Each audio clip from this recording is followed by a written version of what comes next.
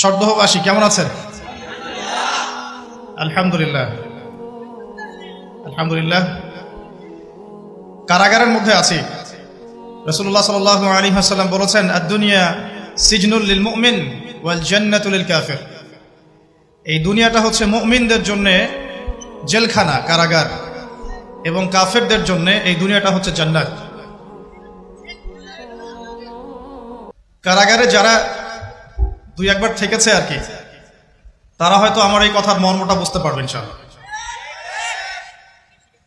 একটা বিষয় হচ্ছে দিনের জন্যে গীবত, তহমত, সমালোচনা, জেল, শুলি, ফাঁসি তাদের ভাগ্যেই নসিব হয় যারা হকপন্থী হয়। আর যারা বাতিলপন্থী তাদের সাথে এইসব পরীক্ষার কোনো সম্পর্ক নাই। তো আমরা দুনিয়াতে কারাগারে আছি। নবী সাল্লাল্লাহু আলাইহি ওয়াসাল্লাম বলছেন, কারাগারের অবস্থা হচ্ছে এমন যেখানে আপনি নিজের মন গড়া প্রবৃত্তির অনুসরণ করতে পারবেন না, যা ইচ্ছা তাই করতে পারবেন না, সবকিছু রুটিন মাফিক আপনাকে করতে হবে, নিয়ম শৃঙ্খলা মেনে চলতে হবে। তো আমরা যারা পৃথিবীতে আছি, উম্মতে মুহাম্মাদির কথা বলছি, যারা মুসলিম মুমিন, আমরা এই দুনিয়াতে কারাগারে আছি। তার মানে এই দুনিয়াতে আমাদের ইচ্ছার, আল্লাহ পাকের ইচ্ছার বাহিরে আমাদের ইচ্ছার কোনো স্বাধীনতা নাই। আল্লাহ পাকের ইচ্ছার বাহিরে, তার রাসূলের ইচ্ছার বাহিরে আমাদের ইচ্ছার কোনো স্বাধীনতা নাই। আল্লাহ এবং তার রাসূল যখন যেটা করতে বলেছেন, যেভাবে করতে বলেছেন, হুবাহু সেইভাবে করার নাম হচ্ছে ইসলাম।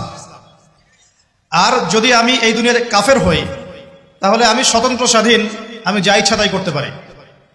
আমি চাইলে মদ খেতে পারি, সুদ খেতে পারি, জেনা করতে পারি, দুর্নীতি করতে পারি, অন্যের সম্পদ আত্মসাৎ করতে পারি, বেপরদায় চলতে পারি। এটা কাদের জন্য শোভা পাবে? যারা এই দুনিয়াতে কাফের। কারণ কাফেরদের জন্য দুনিয়াটাই হচ্ছে জান্নাত।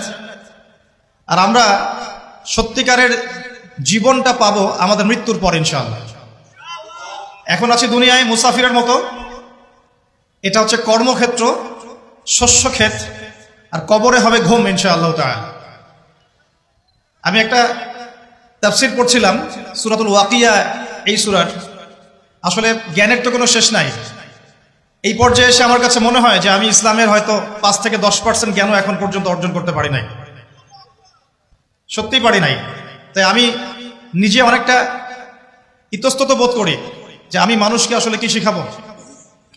আমি ফিল করি যে আমি কোরআনুল কারীম, হাদিস, ইসলাম, আকীদা, ফিকহ, এই যে একটা সমুদ্র আছে, এই জ্ঞান সমুদ্রে কেবল ডুব দিয়েছি, এখান থেকে এখনো মণিমুক্তা আহরণ করতে পারি নাই।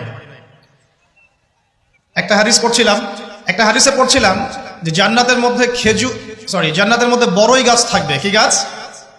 বড়ই গাছ। সাহাবী একজন বলছেন, বড়ই গাছে তো কাঁটা থাকে ইয়া রাসূলুল্লাহ, তো সেখানেও কি কাঁটা থাকবে? নবীজি বলছেন, না, সেই বড়ই গাছে কাঁটা থাকবে না, বরং সেখানে কাঁটার জায়গায় ফল থাকবে। কি থাকবে? ফল থাকবে। এবার নবীজি যে কথাটা বলছেন, এটা শুনে আমি বিস্মিত হয়ে গেলাম যে এই হাদিস তো কখনো পড়ি নাই। নবীজি বলছেন সাল্লাল্লাহু আলাইহি ওয়াসাল্লাম যে এক একটা বড়ইয়ের মধ্যে আল্লাহ রাব্বুল আলামিন 72টা করে রং দিবেন ইনশাআল্লাহ। যেই রংগুলো এবং স্বাদগুলো একটা থেকে আরেকটা আলাদা। তো দেখুন কত যে জ্ঞান আছে। এই যে জান্নাত, যেখানে আপনি অনন্ত জীবন পাবেন, আল্লাহ পাক আপনার প্রতি সন্তুষ্ট হবেন, রাদিয়াল্লাহু আনহু ওয়া রাদু আনহু খালিদিনা ফিহা আবাদা, এই যে আয়াতগুলো আছে, জান্নাতে আপনি চিরস্থায়ী জীবন পাচ্ছেন, আল্লাহর দিদার পাচ্ছেন, আল্লাহ পাকের সন্তুষ্টি পাচ্ছেন, হৃদয় পাচ্ছেন। সেখানে আপনি সৎকর্মশীল বান্দাদের সাথে অনন্তকাল থাকতে পারবেন। হুরে আইন থাকবে আপনার জন্য, শরাব, গিলমান, জান্নাতের ফলমূল। সবচেয়ে বড় কথা, সেখানে মৃত্যু, কোনো কষ্ট, ক্লেশ আপনাকে স্পর্শ করবে না। এই যে অনন্ত জীবন, এই জীবনটার জন্যই আমরা এই দুনিয়ার কারাগারে পরীক্ষা দিচ্ছি। মাত্র এই দুনিয়ার কারাগারে কি করছে ভাই? পরীক্ষা দিচ্ছি। আসল জীবনটা শুরু হবে মৃত্যুর পর।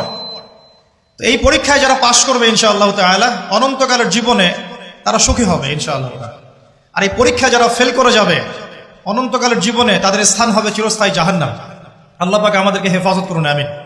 আল্লাহুম্মা ইন্না নাসআলুকাল জান্নাতা ওয়া নাউযু বিকা মিনান নার। সকলেই বলে আমিন।